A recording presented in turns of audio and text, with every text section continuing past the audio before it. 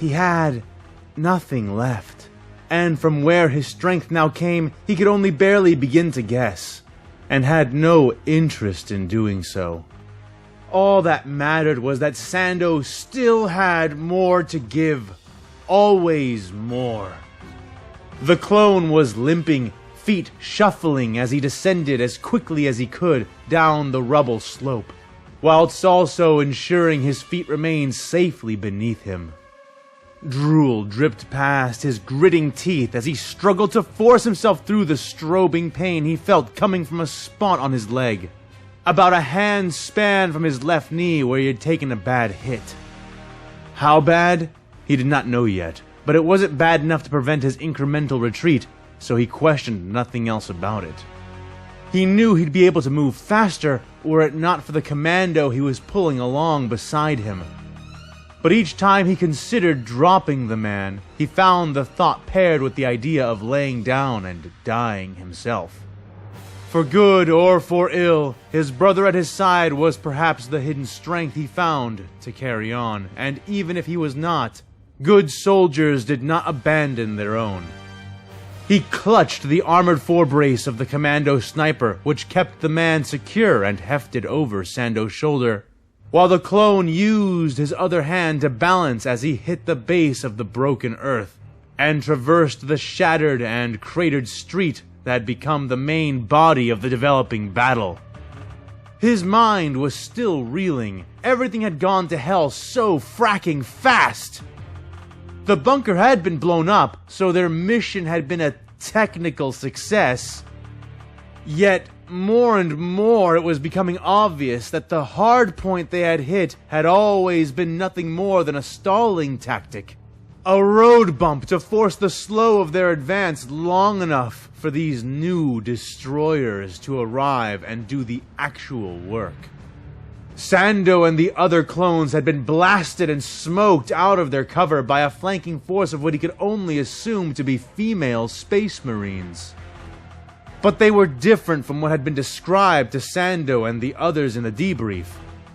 More vicious, more reckless, more willing to stare down death and worse for the mere privilege to strike a killing blow against their foe. Sando had seen their faces, witnessed their eyes through cracked lenses and shattered helmets.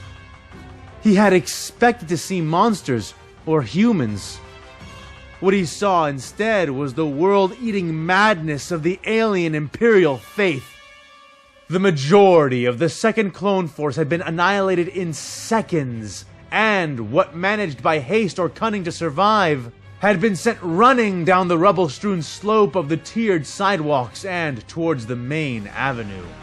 However, this was little better than what had assailed them from above, as many clones had discovered, running straight into the crossfire being exchanged by the initial Imperial defense and the Republic's own advancing vanguard forces. Those with some modicum of ARC trooper or commando training, like Sando and the Deltas, had managed to escape the slaughter by the barest of margins, and mostly by keeping to the sides, remaining low and staying swift, only forced into the street by the intercession of collapsed buildings, brought down by a combination of Republic collateral and the wanton destruction of the Imperials. Even now, Sando was unsure if he was suffering from a blaster wound or some perverse Emperor-worshipping death weapon. Less fortunate than him had been the commando known as Sev, who had been running ahead of Sando on the slope towards the street. The insane clone had been hefting a sniper rifle, or at least the sniper rifle configuration of his powerful DC-17M. How on earth the man could run over ground like this and shoot accurately as he did was something even Sando struggled to understand. But the impressive display had been cut dramatically short only moments later. A missile.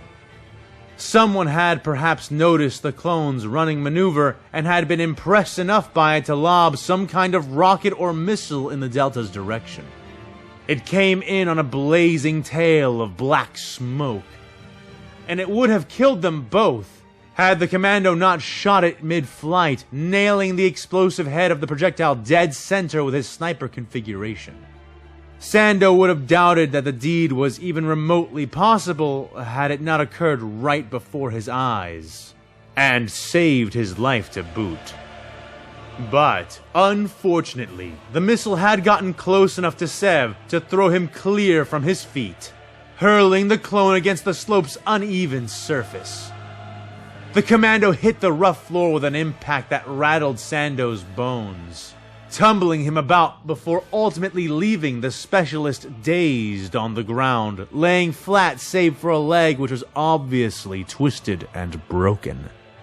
Sando had almost found the weakness to simply limp past his brother in arms, but he could clearly see that Sev was still alive, and they were so close, both so close. So he had paused for a fraction of a moment and chose to painfully haul the trooper up onto his shoulder, cursing himself all the while, and together they limped down the rubble and through the fields of fire, praying to the gods they did not have for survival. Admittedly, Sev did more than pray, gathering strength enough to heft his blaster up with one hand as they both crossed into the stained chrome of the street. The clone growled as he began to blind fire his rifle over his shoulder, sending shots into the rubble and up towards the tide of gathering death which was now starting to pour over the lip of the ruins and building they had been contesting. Sando could hear and feel the vibrations, the heralding of Doom's latest attempt to reach out and swallow the clone whole. And it was coming. The apparent female Space Marines had stopped only long enough to rally and organize in the cover that the clones had fled from, finishing off any of their surviving brothers that had been trapped there, before forming assault ranks. Then, raising punitive weapons into the air, they screamed blatant rage-riddled war cries into the rain-stifled sky, and the fighting from both sides seemed to stutter and almost cease in sudden appreciation of their hate. It was clear to all present that something horrifying or wonderful was about to happen, the difference standing on a factional crux. The moment came, and then the moment passed, though the hellish saints of the Imperial forces did not cease their cries as they began, charging, shooting, and flying into the air on wings of resplendent flame. Like an avalanche composed of gorgeous, sanctified ruination and animus towards all life, they fell upon the rear of the survivors, butchering the men who remained on the slope before wading into the street, utterly heedless of return fire and friendly fire. Their scything was absolute, and had Sando and Sev not been nearer to the front of the retreating men, they would never have made it for as long as they did. Coughing fumes and propelling themselves against the promise of death, the two clones managed to cross the ragged front line, limping as best they could, almost collapsing once they scrambled over and past the trench that had been beaten into the street. Yet something in Sando warned him, made him feel no safer falling here than falling in the middle of that street. He pulled the two of them even further, and Sev cursed, but voiced no more complaints than that as he looked over his shoulder. Sando did not even try, focusing on their retreat and failing to see what Sev had glimpsed. The sisters came on and did not even pause as they crested the front line. They trampled over most of the troopers, fanatical voices raised in haunting, world-ending cries of war, as toothed blades and glowing swords hacked down again and again, cutting men and machines to inert pieces. Each voiced hymn becoming a screamed triumph. Some weapons managed to catch and wound the armored warriors, throwing them off their feet and cracking their shells open, revealing the maddened humans within. But the Republic clones simply were not armed with enough of these, with only specialized troopers carrying what was needed to begin fighting back. Blaster fire hissed and sizzled against the armored Imperials, but without an excess of men assembled and ready to focus fire, boiling the women alive in their battlesuits became non-viable as a strategy. The result was predictable. Sando and Sev ran on, frantic, panting, and losing speed. He knew they were finished, that they would be sighted down and destroyed at any moment, and soon. And what he did not know was where in the hell he was going. The answer presented itself to the two beleaguered clones as they crested the top of a half-buried ATTE that lay in their path. Sore eyes softening on the sight of the rear advancing line of the vanguard. And to the tremendous relief of all involved, they had evidently prepared heavier weapons, just in case of a Space Marine threat. Sando and Sev scrambled and fell down the side of the ruined walker, narrowly avoiding the first of the pursuing sisters, who came over the top of the leg tank in several places as well as around the sides, appearing in a near unbroken line as they sought to continue their charge. Sando made to get up and run, but Sev used his weight and leverage to haul the clone down and cover him with his body, an act that saved them both. PLX missile launchers fired from the advancing vanguard ranks, their guided heads soaring around the two clones, aimed over them or to the sides and colliding explosively with the pursuing sisters. Warheads powerful enough to stall and stop starships pelted with ruthless precision into the raging front ranks of the Imperial forces. Blast waves rolled out, flamethrowers and Imperial munitions detonating as the Republic projectiles performed their lethal functions. The sisters rose from that ruin, however, some shining, most standing, gritting frenzied teeth in a promise of vengeance. Then came the second salvo, and then the third.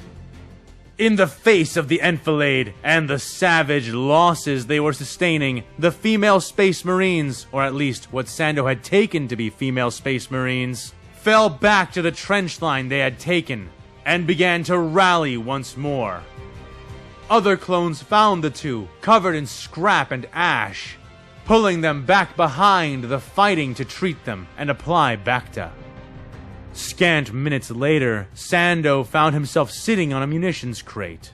A set of warmed, hastily offered rations sitting in his lap as he watched the ordered lines of his brothers starting to push further and further forward. As the stiff legs of the ATTEs began to pass his position, firing even then as they entered the battle, he even dared to hope the pendulum of the battle had begun to swing in the Republic's direction. But the Republic was not the only force that had begun to deploy heavy armored vehicles to their front line, and Sando felt his stomach tighten too much to eat anything as he saw three forms rising into view from behind the various obstructions of the battlefield.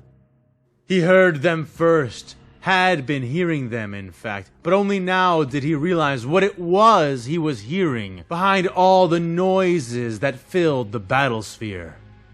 It was music, not unlike the hymns shouted from the armored Imperials, but louder and instrumental. It had begun as a distant swell that now grew staggeringly loud, and the clone could see why. Massive golden speakers, encrusted heavily with artistic depictions of angels and death, blasted the noise from the sides of the large, box-shaped tanks. Each of the three which approached was a customized, shining work of art, and each bore a pew at its head, each pew occupied by one of the armored warrior sisters they now contended with. But most notable were the golden pipes and spines that rose up from behind the presumed preacher of destruction. Like the massive, fluted implements of an enormous organ, they towered and shimmered the centerpiece of each of the tanks. From the front of each vehicle protruded a fat, heavy weapon, spitting explosive projectiles towards the clones as they advanced. Sando could see the Vanguard forces aligning to destroy the tanks with another salvo of their PLXs. But before the first missile could find its lock, the organs atop the enemy vehicles began to play. Missiles fired from each of the pipes, smoke and flame issuing as the music blared from the tanks and rose in a deafening, glorious crescendo. The missiles that flew free of the gilded tubes arched high into the air and began to rain down. The Republic returned fire, missiles and ATTE-mounted railguns scrambling to destroy the blocky vehicles before they could fire off another rain. But already the first was on its way. All forces were struck at nearly the same time, and all suffered greatly, but the Republic suffered more. The missiles came straight down, evading most cover and striking the ATTEs on the top of their chassis, where their main guns were mounted. Whole squads of clones in secure positions were blasted into gory fountains, and most of the arriving ATTEs found themselves either crippled or entirely disabled.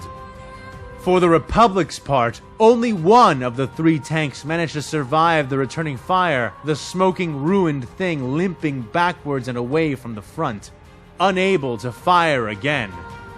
But the damage had been done, and the sisters had capitalized on it, charging once more and meeting not with another killing field, but with contested and pitched resistance. The battle was not decided, but it was going sour fast. Sando hesitated and began to stand. "Where are you going?" asked Sev from nearby, his broken leg now locked in a fast cast. "I'm retreating," Sando said. "There's no point." Sev snapped back. "Nothing behind us but the main column. You can fight then, or you can fight here," he said, rigging his DC-17 into an anti-armor grenade launcher configuration. "Then why fight here?" Sando demanded angrily. "Because we're needed here," the commando growled, as if the answer was the most basic of all common-sense answers. And it was. Sando felt suddenly ashamed of himself. He had poured out so much of himself that he had fooled his own mind into believing that he was not being a coward. That he had done enough. But enough was not done until the Republic won, and that responsibility was Sando's as much as it was Sev's. "You're right." "Of course I am," said Sev. "Now come take this pistol from my hip. Grab that DC-15 lying over there. Jack it up to maximum power, and help me get up."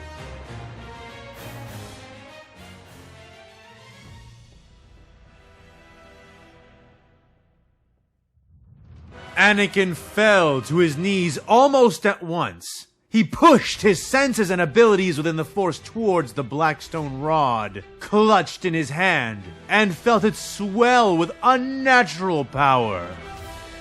But no sooner had this strength come upon him than it was suddenly and mercilessly assailed.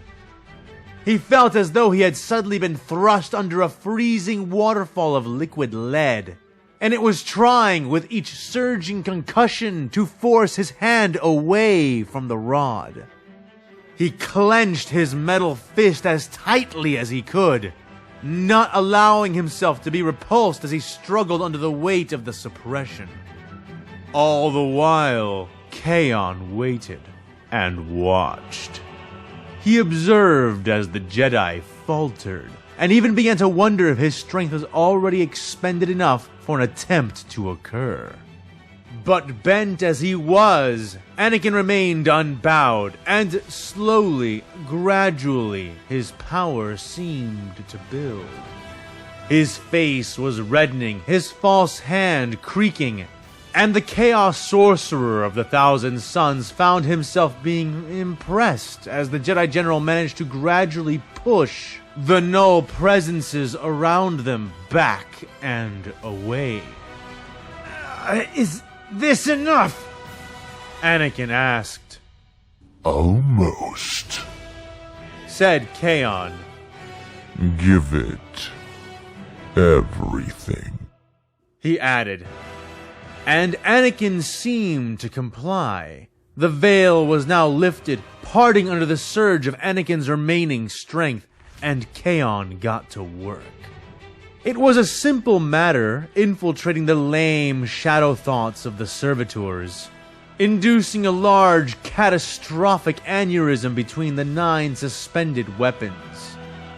Thanks to their integrated systems, the very thing meant to keep them safe from each other.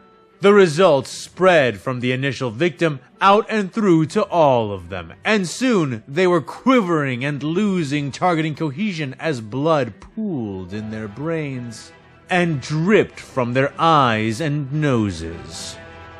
The 2 masked women noticed the disturbance right away, but Kaon was also attacking them as well, appearing beside them as an illusion of his former intact self.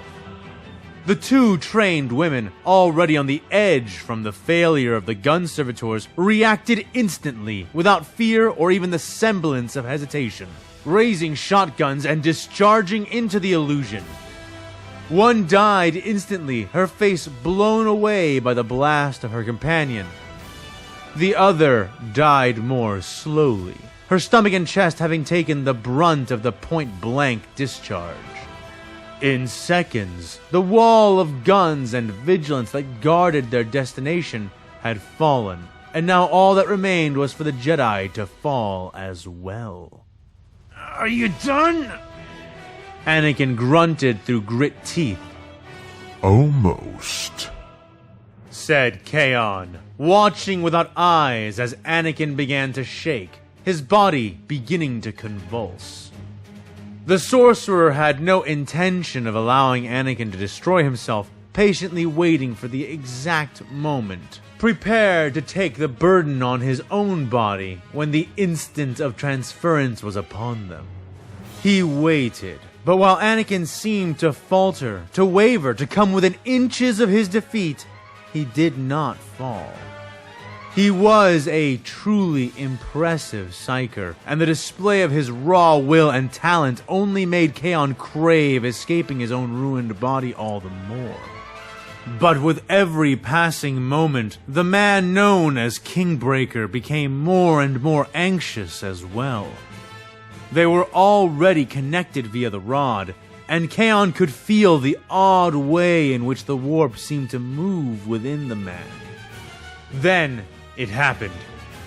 The first part of him to give way, to Kaon's surprise, was his mechanical arm, which shattered like frozen glass. For a moment there was despair, for the Chaos Space Marine had not anticipated that the machine would fail before the flesh did. And with his connection to the rod broken, the transference would be hampered. Or so he had thought. But quick as reflex, Anakin switched hands, making the shift almost the instant his mechanical arm failed him. He clapped the palm of his true hand against the black steel, re-establishing the connection before it could do more than waver, and the result made Kaon flounder in his attempt to understand. Before, Anakin had been approaching the control and power of a single Thousand Suns sorcerer before the gift of Gene Seed was bestowed onto them. The blood of Magnus always flushed those with psychic power with even more strength. But if one was not already sufficiently powerful, the rubric would take them. Anakin was far above what would have been required.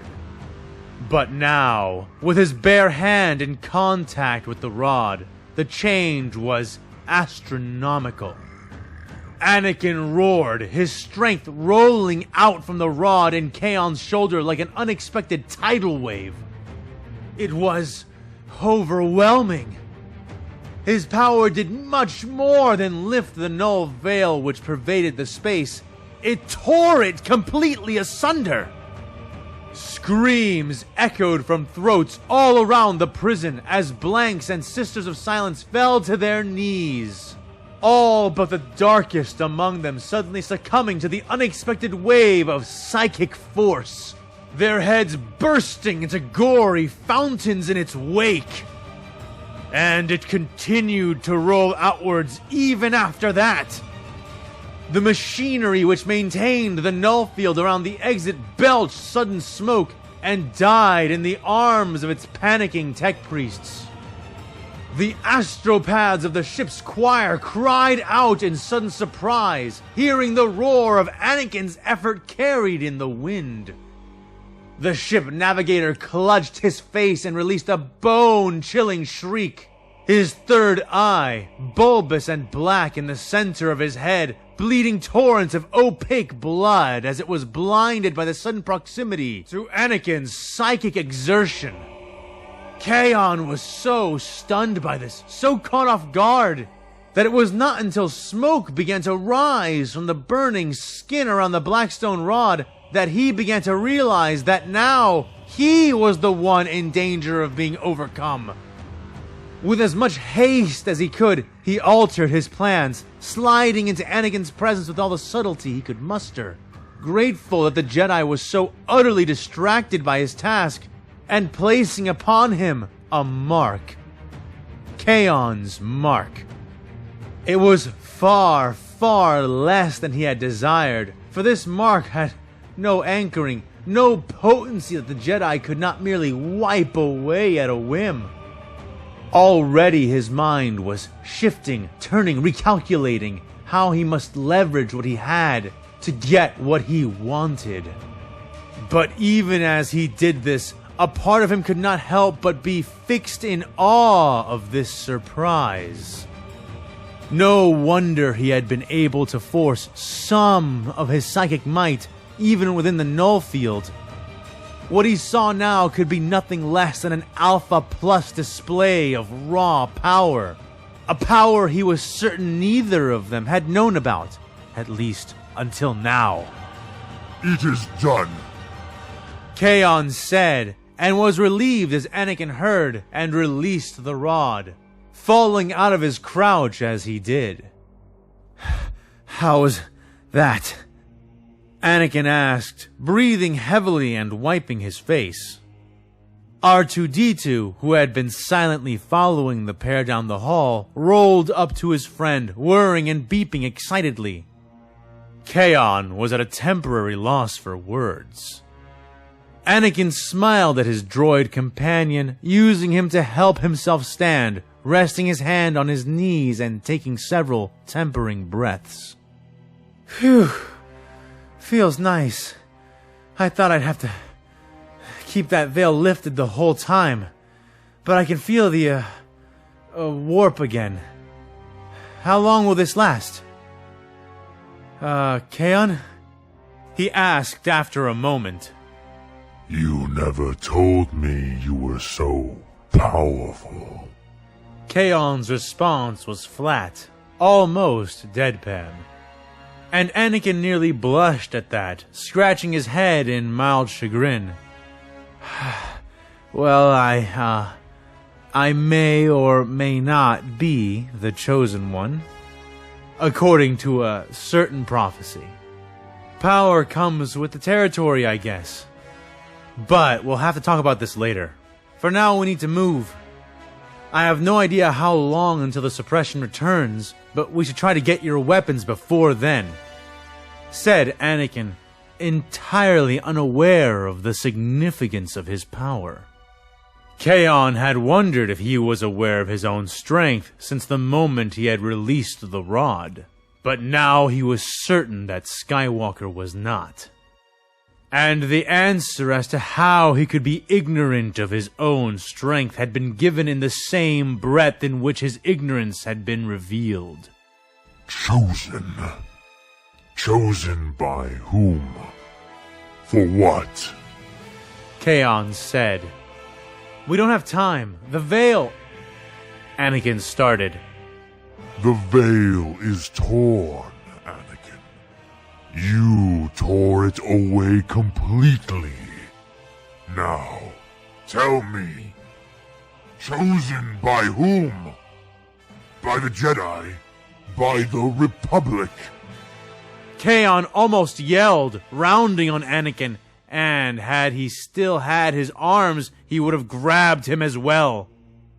Anakin seemed suddenly weary in the face of Kaon's unexpected intensity. Neither. The prophecy says I was chosen by the will of the Force, Anakin said somewhat clumsily. The Force? What is that? Kaon growled. Yeah, your language does not express it correctly, Kaon, but to you it would be the warp, said Anakin. The words were like a strike upon the bell of his mind, setting his whole being ringing with shock and new possibility. You are chosen by the will of the warp. For what purpose? Kaon insisted. To bring balance, Anakin yelled back. Balance to the warp, the galaxy. That is my destiny according to the prophecy, said the general. The words left the two in anxious silence, Kaon almost rocking back on his heels as he attempted to absorb the meaning behind the words. Chosen by the will of the warp to bring balance to the warp and to the galaxy? This was not an alien prophecy. This was something Kaon had heard before. This was something he thought he had already accounted for. The sheer impossibility of it turned nearly all of Kaon's perspectives on their head. But there was, as Anakin had said, no time. The hallways flashed red, alarms sounding and blaring from boxes and lights mounted along the ceiling. The prison was starting to react. It's time to go, now or never, Anakin said, turning the corner to the now dead hallway and dashing towards the large steel doors, drawing his lightsaber as he did and activating it. The blade collided with the surface of the doors, but it splintered and was repulsed, the metal there made of something he could not easily penetrate. But what saber and light could not penetrate, R2-D2 breached, jacking himself into a nearby wall socket and chirping as he hacked open the door instead. The double doors slowly swung open, and Anakin cast a glance back at the Chaos Space Marine, who still stood at the mouth of the corridor. Kaon, come on! He called one last time, turning to see that the double doors opened into a turbo lift that led further down. This time, Kaon did react, wordlessly catching up and entering the lift. Anakin did not need to ask the maimed Marine which floor to take, as there was only one selection, pressing it before regarding the sorcerer with a worried expression. As they got further and further away from the screeching of the alarms, Anakin realized that, while Kaon was not talking to him, he was muttering under his breath. The Jedi tried to listen in, but had little time to do so before they arrived at their destination, only managing to catch one phrase from the suddenly disturbed Marine, before stepping out of the lift. Ever chosen.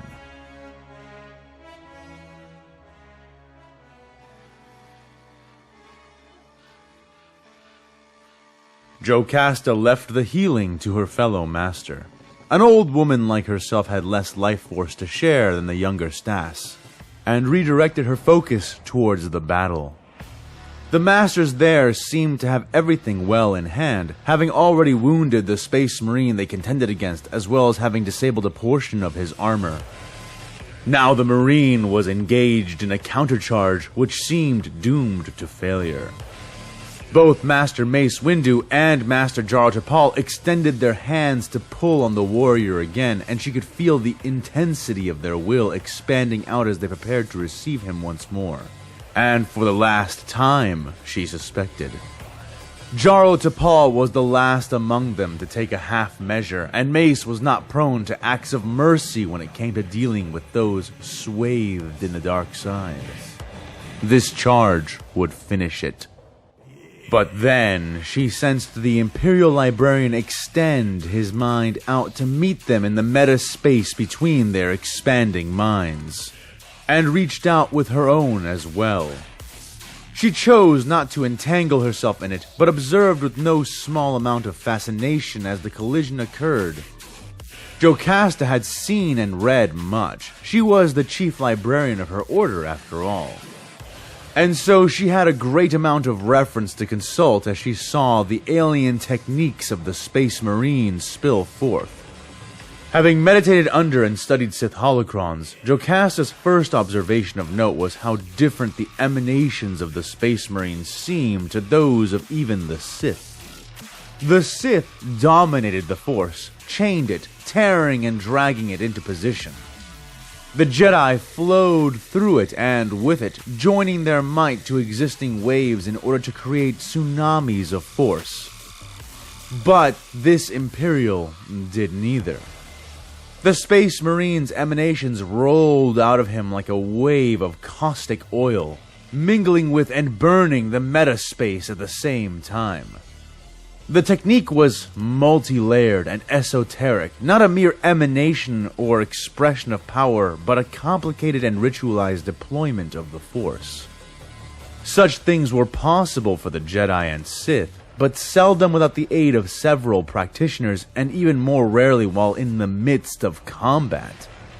The result was catastrophically effective, doing more than merely shrugging off the telekinetic grips of the Jedi Masters, but catching those spars of their will they had sent forth in slick nets of psychic force, which quickly tangled and spun around each of their minds. The technique seemed similar to the mind-shattering torture of a memory prison, but in place of drawing out the worst memories of the Jedi it assailed, it used the memories of the assailer instead, which made it much easier to achieve. Jocasta watched as Mace began to spin and twirl his saber in place, his mind and body already moving through the forms of Vapad, and devouring the strands of dark-side energy which enwrapped his spirit, turning ready to meet the charge with a greater energy than he had had before. He was unscathed by whatever he had been made to pass through, and had escaped the mind prison to avoid another. But Master T'Pol was not able to use Vapad, and twitched, face held in a sudden rictus of pain as he was paralyzed, his mind continuing to endure the enemy librarian's mental assault. Then, the Space Marine was physically upon them, releasing a deafening roar as he swung his stave towards Master Mace Windu. The air screamed as it passed, but the Jedi Master ducked the strike and backstepped the kick which followed. For a moment, Master Nu dared hope that the Space Marine had forgotten about T'Pol and was content to focus on Master Windu while Jaro recovered from the technique. Something she could already see happening as the large warrior shook his head and began to turn for a re-engagement. Then, a mule kick from the Marine caught the Master in the ribs and sent the massive Jedi tumbling into the air to land heavily against a nearby pillar of Gothic stone. Master Windu attempted to pay the warrior back, sliding under the guard of his stave again and punching out 4 times in a single second with his free hand, while his saber braced itself against the Marine's weapon. The fist crunched the ceramic metal where the Space Marine's liver should be. The pounding pulped open a weakened line of once rent armor plating, but before Mace could throttle his fist into the Imperial again, the floor beneath them burst into molten sprays of metal. Master Windu performed an admirable job of warding off the now airborne splashes of red-hot steel, but could not avoid them all, crying out in frustration and pain as his robe burst into flames at the contact. The Marine took the moment to grab the Jedi by the neck with his free, unpowered hand, keeping the other on his stave and pulling in to force the Jedi's weapon to remain pinned. Jocasta felt a sudden thrill of fear fill her body and shiver down her stomach and spine. Without a word, she unslung the box she had carried in over her shoulder and began to open it, removing the barrel, canister, and receiver of an ancient weapon. One which she had hoped not to use. Though her hands moved in conjunction with the Force, working to assemble the device quickly, she would not move quickly enough to save Mace Windu. That task fell to Depa Billaba, who had been awaiting her chance to strike. blue saber sliding through the air, she threw herself from her hiding place while the Space Marine was busy crushing Master Windu. The Jedi Master was choking, his free fist slamming again and again into the Space Marine's unpowered gauntlet, cracking it and smashing away much of its mass as his other, shaking arm kept the sparking stave from sliding back and bisecting him. Even unpowered, the hand-choking mace was quickly passing the level of force required for strangulation, and was beginning to test the solidity of the Jedi's neck and spinal column when his savior's blue blade pierced the Marine's back and then chest, cutting out the Imperial's heart in the process. Belaba's teeth were born in a grin which expressed delight and bloodthirst in equal, terrible measure, as she stole the life from the Marine who had sorely wounded and slaughtered her comrades. The Imperial warrior did not fall right away, Belaba holding her place on his back as he choked the Jedi in his hand, blood bursting forth from his mouth as the Marine grit his teeth and tried to finish the job. Master Belaba drew her saber out and made to stab him again, but this time the Imperial warrior did react, pivoting to strike Deppa's body with his staff as he tossed Mace Windu ruthlessly away. She was thrown from his back by the sudden movement, but twisted out of the way of the attack, landing smoothly and safely upon the ground, rising in challenge. The Space Marine, in contrast, seemed unable to resist the momentum of his own swing and collapsed upon the ground and was still. Briefly, there was a pause, and then a gradual, deafening silence.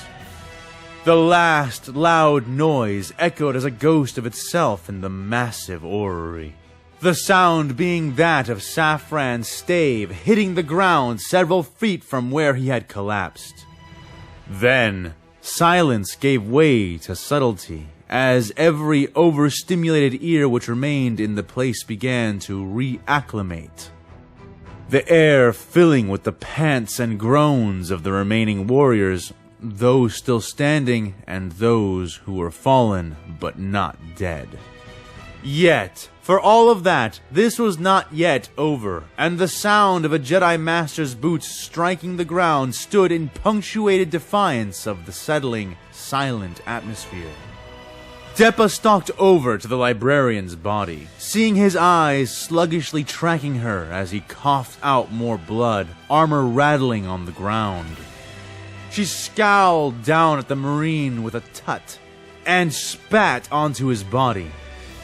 The act elicited a belated, gargling roar from the Marine, who spat forth a gout of blue and red lightning from his mouth. The Jedi Master caught the torrent on her blade and flexed beneath the energy, laughing as she spun around the volts of Forceborn power. She was one of the three who knew how to use Vapad, and she used it now, devouring the strength thrown at her in fury and spite, and adding it to her own. But already Jocasta could see the intense shadow it cast over her, could see how her eyes burned like flames in her skull as she drank in the dark side and was unable to refuse it entirely. Where Belaba had begun the battle attempting to use the incomplete mastery of the technique as little as possible, now she was clearly and arrogantly glorying in it. She spun closer and closer, weaving the lightning around her body with her blade of blazing light, until she was close enough to reach the Marine, at which point she kicked him in the head, causing him to abruptly cease his assault. But she did not stop there. Kicking again and again, stomping into his face with obscene glee, slamming the heel of her boot into the broken ruin of the Imperial's nose and torn lips over and over. When she stopped, she did not do so because she had finished with him or because he had grown still. She was stopped by the hands of Mace Windu and Jar Tapal, both of whom had dragged themselves up and limped to her, grabbing her by either arm and pulling her away from the collapsed foe. She struggled against both, working herself free a moment later and turning on them, saber raised in open hostility. Neither Jaro Tapal nor Mace Windu had their own sabers raised or activated. "What are you doing?" She snapped at them, eyes bright like fire over the beam of her blue blade. "Saving you from making a mistake," said Jaro Tapal. Finish it and be done with it. We are Jedi, Balaba. We are not to drag out this task, nor to take delight in the suffering it causes. Stand aside, let me behead him if this is not already enough." The Jedi Lasat said to her. "It is not enough," she shouted back. "Look at those skeletons! Look at those wounded all around us! He butchered our order, our family, and he enjoyed it while he did it! What I do now is the least that could happen! The least of what that trash deserves! You must see that! It's so obvious!" Deppa contended. The other Jedi raised his hand in an appeal for peace, wincing as he performed the gesture. Several globs of hot metal were visibly burnt into his skin and robes, still sizzling and glowing softly even after Mace had patted out the flames and embers from his robe. Master Nu scowled. It was all but obvious that Deppa had waylaid her intervention for far too long, allowing both others to take severe injuries so that she could wait for her perfect opening. "The only thing that is obvious is that you and I have both overused Vapad, and it has begun to affect our judgment. I know because I almost agree with you. But this is not the Jedi Code. This is not our way," said Master Windu. "Indeed," snapped Master Nu herself as she rose, weapon in hand. "If he still lives, we should recover him. Having an enemy Force wielder in our custody could reveal much about them, perhaps even become a bridge to peace between us," she added. "Peace?" Master Balaba shouted. "Are you insane? There can be no peace with these monsters. It is not possible, Jocasta. And even if it were, they do not deserve it. The only thing they deserve is to die, slowly and painfully, knowing they failed to enforce the crazed regime. Don't you see? We are the only ones who can stop this. We can bring justice back to the galaxy." "Enough," Windu said. "It is not justice to imitate our enemy. Stand aside and let me finish this. We shall not be taking the Imperial as a prisoner. His power is that of a Sith Lord. He is clearly too dangerous to be kept alive. We do not torture, but our mercy will be a quick death," he said, activating his own blade once more. Deppa snarled, widening her stance as if she planned to attack Mace for daring to countermand her.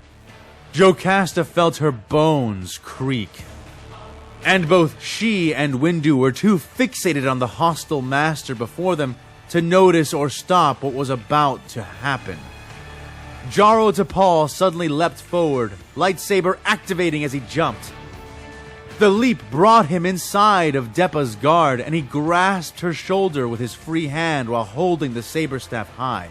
But while Jocasta and Mace Windu had been too distracted by Balaba to notice Tapal's lunge before it occurred, Balaba herself had been watching all three and was ready.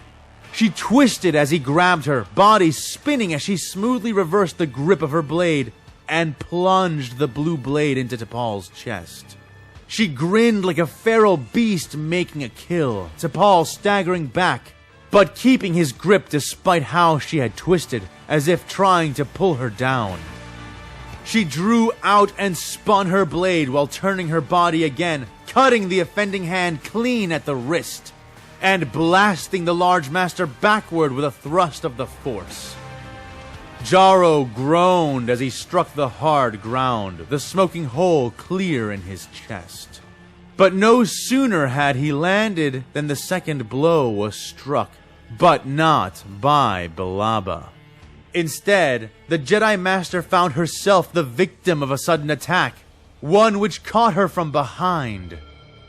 Jocasta's mind was not able to process the events clearly for several moments as it was revealed that the Marine had managed to somehow, despite lacking a heart, drag himself back up to his feet. After doing so, the Imperial warrior had wasted no time in calling his stave back into his hand and swinging it horizontally again. The blow caught the unaware Depa Billaba like a freighter going into hyperspace. Her body was shattered by the blow and thrown to the right, her legs bursting apart at the knees from the speed and force of the attack. She landed with a telltale series of crunches and a heavy thump, first against the far wall and then against the floor. The Space Marine known as Saffron rose to his full height then, as thick, unnatural blood continuously poured from his parted lips with every hard breath. Damnable witch! The Marine hissed through his red, ripped lips. That is not possible! Your heart, your lungs, they are pierced, I know it!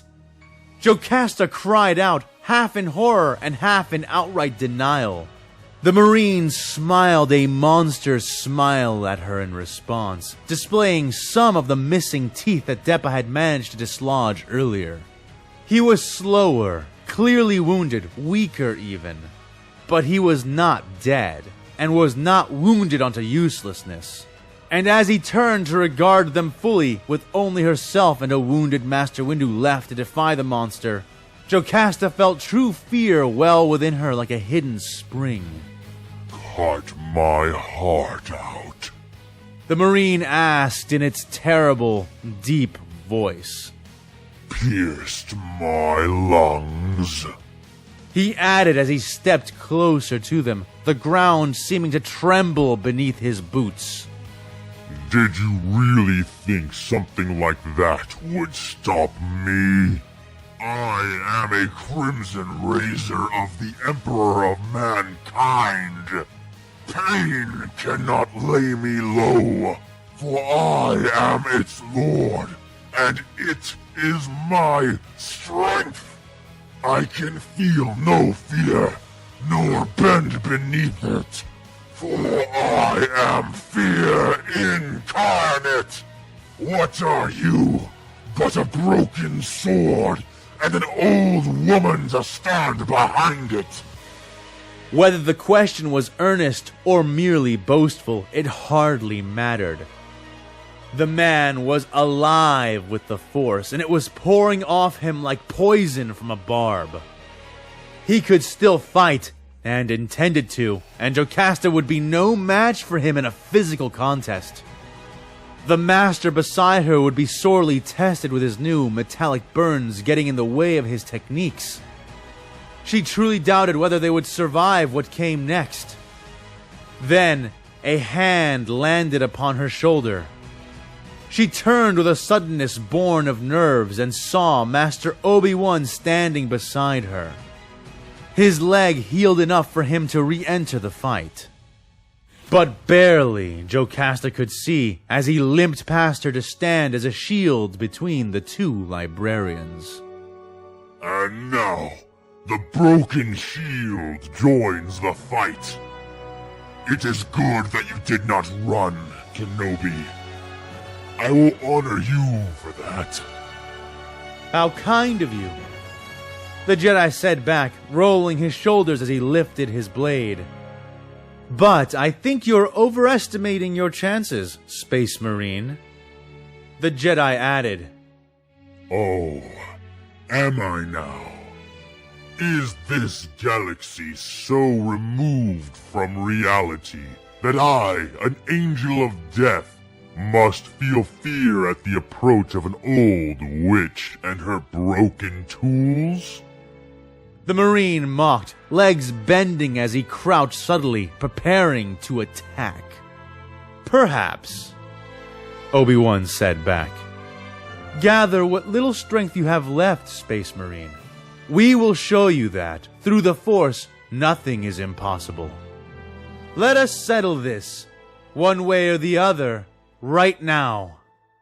Jocasta felt herself rally at the words. Master Kenobi was right. This man was the equivalent of a Sith Lord, but they were the Jedi Order. And like all times in the past, they would succeed in the present. The Space Marine's grisly smile grew agonizingly wide in response. I agree. It is long past time that we finish this. Surprisingly, the Space Marine did not lunge afterwards, settling back into a wider stance and raising his free hand. As he whipped his stave around and braced it against his arm and back, stance set, he fanned his fingers forward. Come then, Warp Eaters. I'll give you something to choke upon.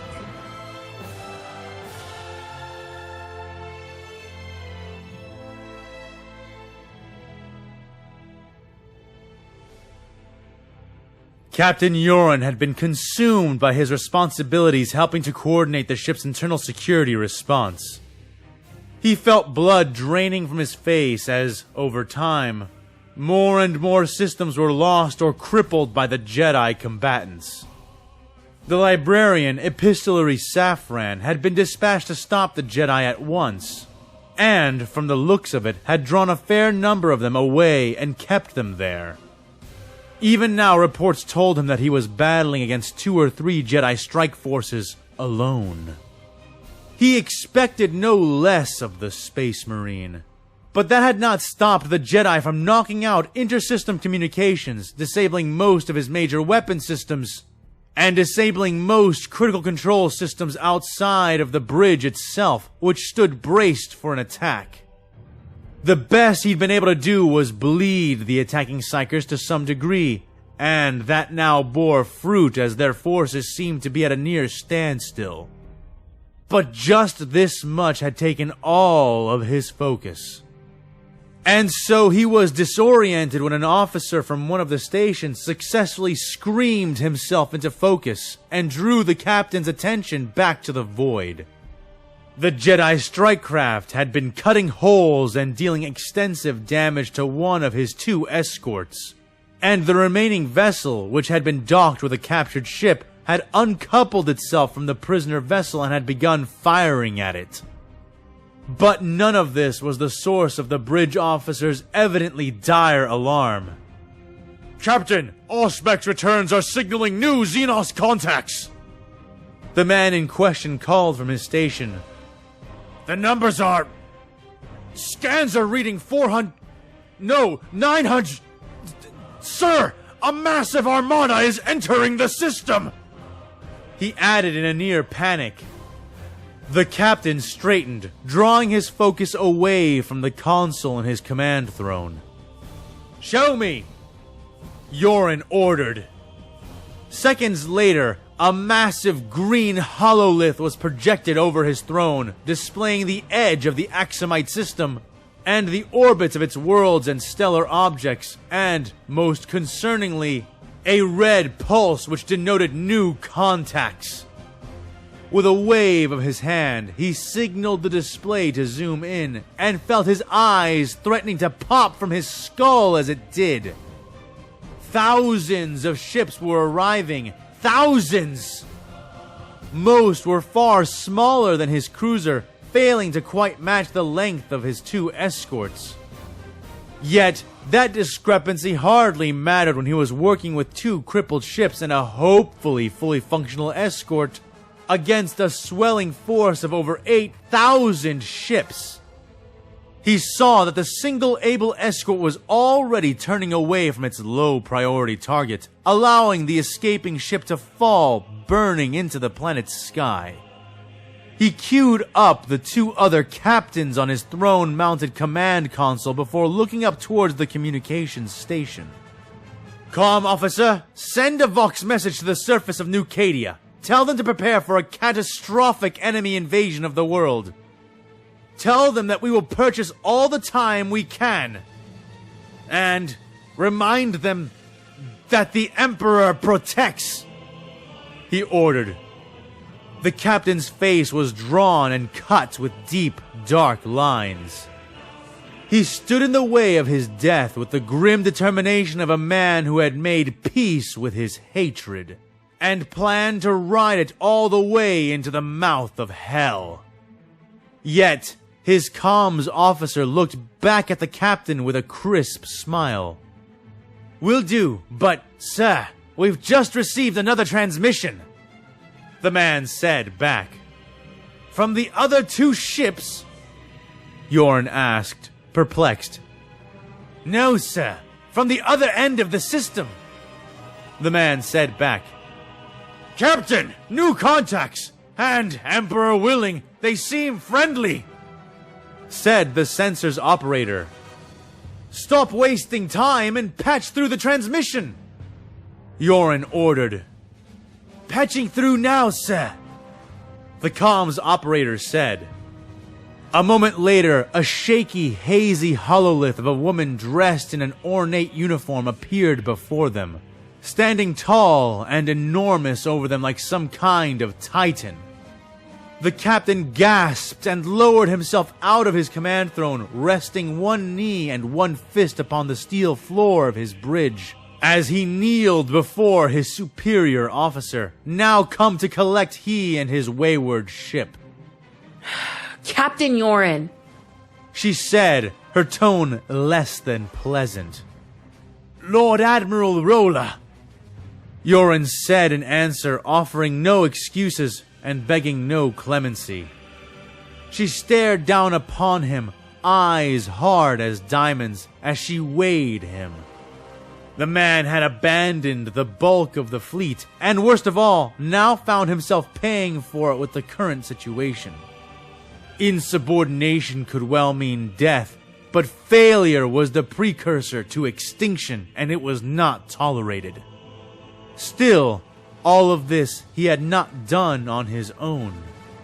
His own fleet admiral had ordered the action, and he himself had been moved by the words of a Space Marine chapter master in the form of Davik Thune.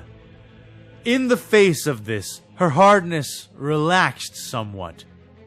She would test his true mettle now and judge him upon that. "Rise, Captain Yoren, and take up your posts. The fleet of Zektek has come to the aid of New Cadia, and we will need every shred of iron, every drop of blood available to us to even begin the halt of coming Armada. Rouse your faith in your fury, Captain, for the Emperor protects, and today, we are his shield."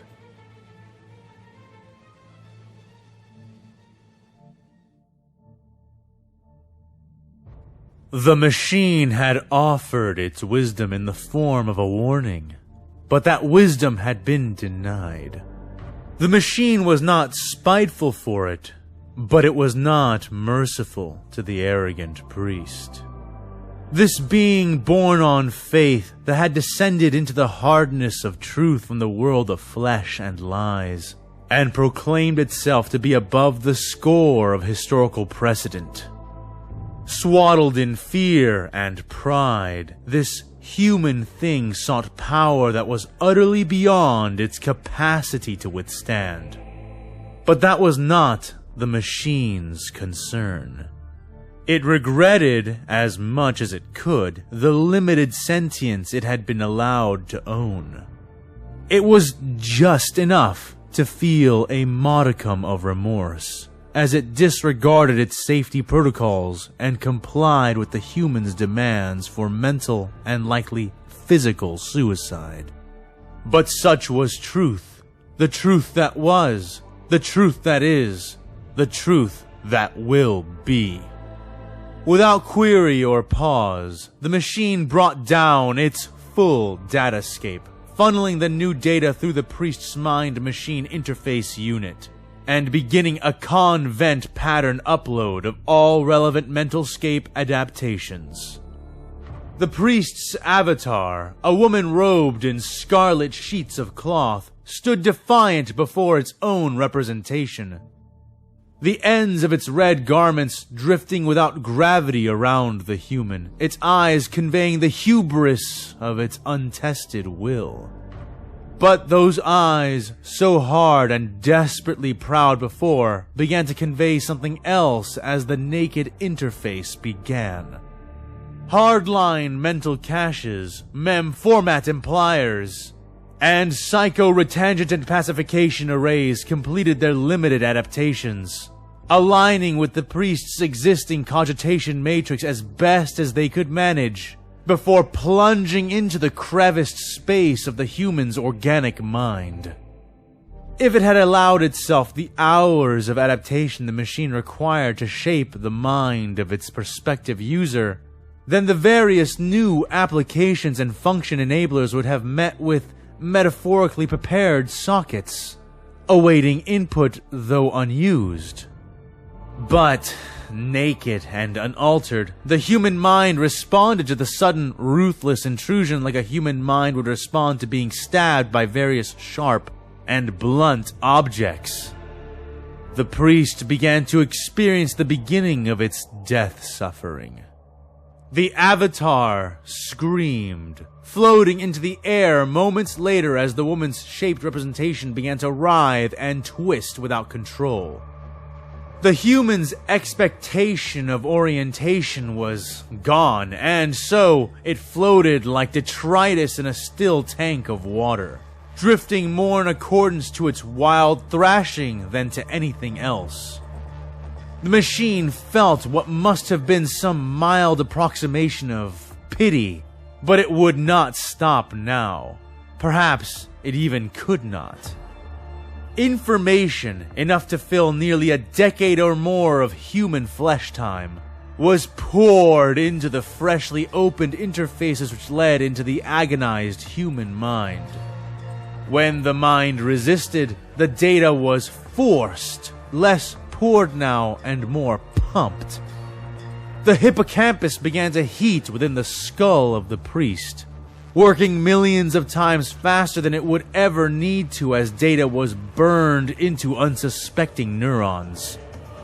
Had the hopeful pilot not been augmented for the process already, this would have meant instant brain death. As it was, the artificial systems themselves were in danger of being overcome by the rapid relay of so much information, all of it needing to be placed in a very particular order within the subject's chaotic mind.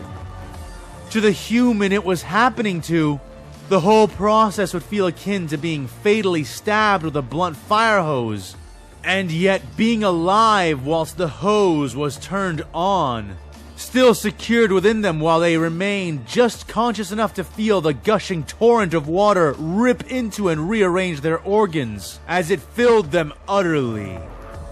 It was here that most humans died.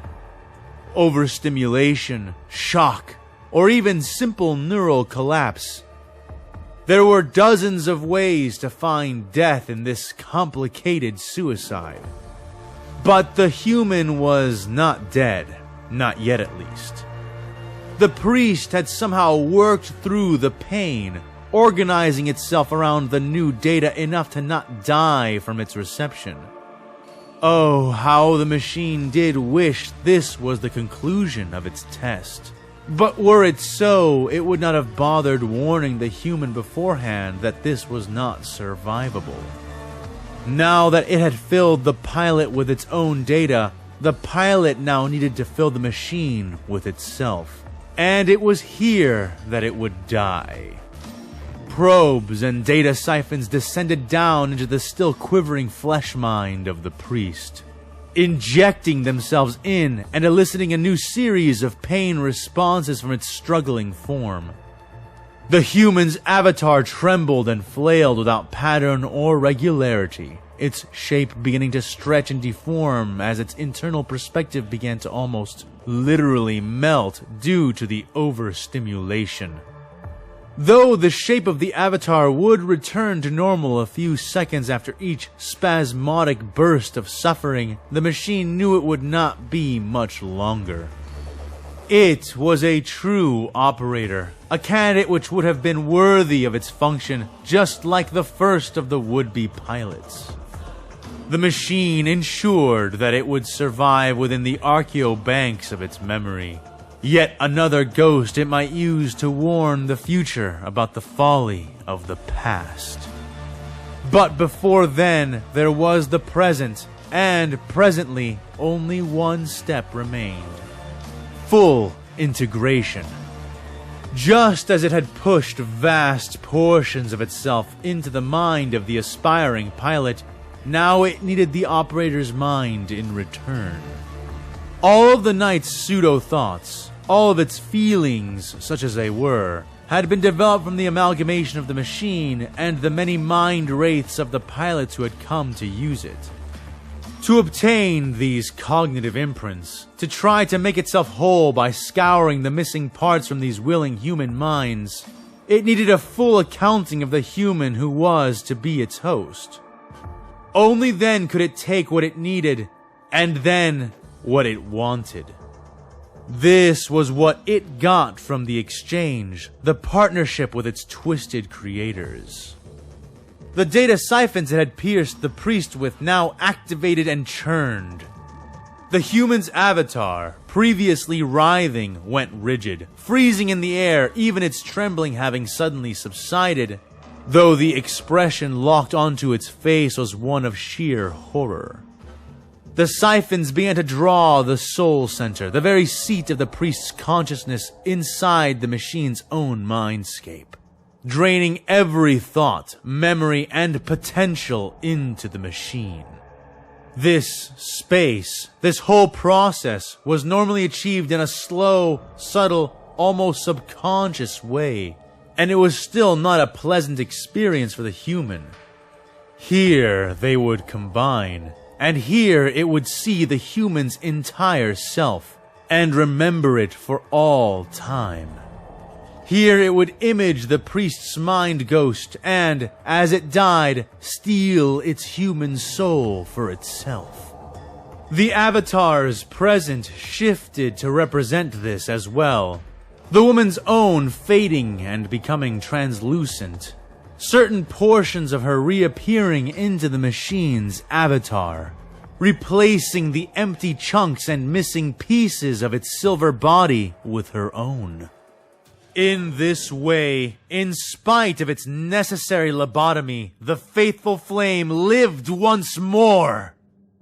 It savored the moment, its mind and her mind losing the seams between each other, each completing the other, if only momentarily. And now, as it took and took, her body and mind gave and gave until they gave out. But then it stopped. The process ground to a halt, and with sudden displeasure, the machine found itself the subject of pain and discomfort.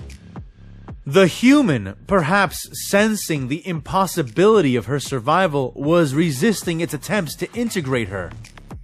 The half-ghost face of her personal avatar shifted, slowly taking on the expression of a determined scowl. With a casual disdain, the machine opened and looked upon the data it had taken already, seeing a full list of her every augmentation and enhancement. It was obvious that this human had done something unique or unstandard with her memcore, or perhaps some other adaptation that made her able to resist. To its shock, there was nothing listed there that could cause this phenomenon. Testing her again, it renewed, and then doubled its attempts to download her mind. It made some progress, but again it was resisted and eventually halted. Now the machine was more than annoyed. It was interested, perhaps even wary. It drew from its other mind ghosts, summoning to the fore a legion of former humans, all pilots who had lived and died after being integrated within its vast self. It gave them reason and emulated their will, but could not quite make them its own thoughts. Still, between the sudden chatter of thousands of personalities, there existed the variance to construct its own false thoughts. It was upon these pseudo-musings that the machine decided its next course. It intruded into her systems, a relatively easy thing for it at this point, and shut down all of her augmentations that were not required to maintain the mind-machine interface. a fresh swell of despair, a sudden collapse, and the sensation of stopped siphons suddenly flowing was what the machine expected to sense in the aftermath of the act. Instead, precious little changed.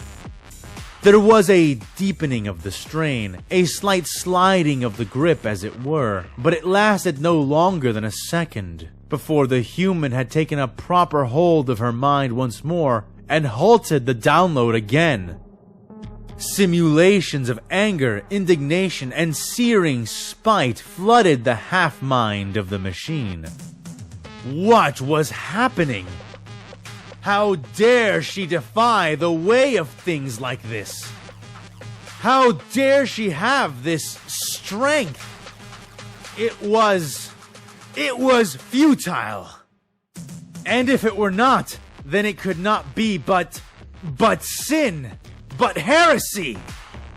The metaphorical hands of thousands upon thousands of former knights took hold of the cavorting, twisting streams of obstinate data, pulling and tearing, raging against her defiance with an all-too-human fury that now possessed the machine's spirit.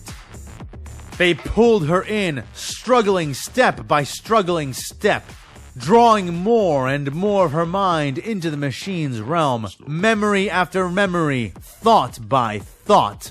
Her every dream and desire, her every fear and projection was dragged laboriously into the false space. Yet more kept coming and coming. More than memory, more than mere thought.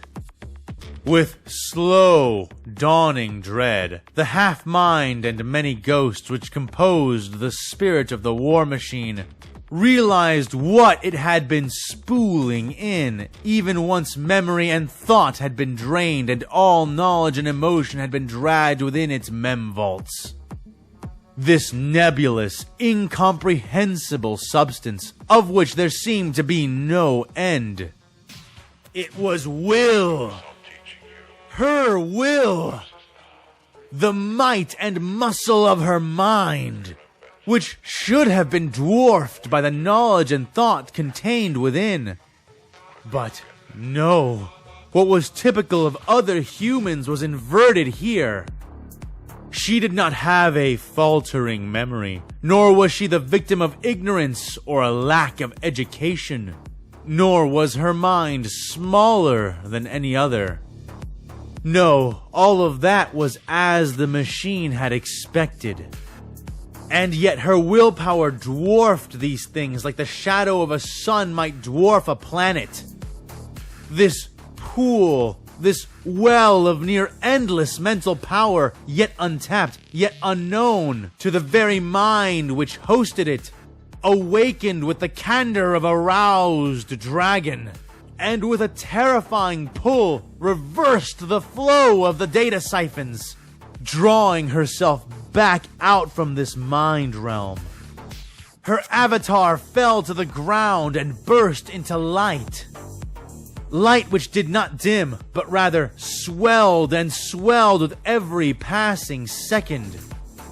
The machine released her, as did its many proxies, but this was not enough. For as the priest pulled herself entirely from the machine's mind, she began a pull of her own. At first, there was only confusion. What was she doing? Some kind of vain attempt at revenge? Some petty form of retribution? No, the machine would realize, as it felt itself being pulled into her. She still fully intended to make use of this war machine, but she would not allow herself to be integrated all in one moment. She would not survive it. However, what the priest known as Nerva now attempted was the reverse. She was integrating it, pulling it out of its machine shell and into her own mind. The machine shuddered both internally and through its own iron skin as it came to understand that she was installing it. wearing it like she would wear an augmentation. And she could, for her will was vast. It was a will meant to crown a queen of iron. It was the hidden sign of the Princeps, the titan within the flesh. Normally it was the honor of the human pilot to serve at the pleasure of their ancestors and the war machine who bore them. This time, however, it was the honor of the machine to bow and become an extension to such a supreme and worthy wielder. Bereft of comfort, racked in agony, and now robed in steel and weapons of war, the Princeps named Nerva called in silent command, and the knight known as the Faithful Flame roared in proud answer. Running full system diagnostics. Machine status fully operational. System online. All stations are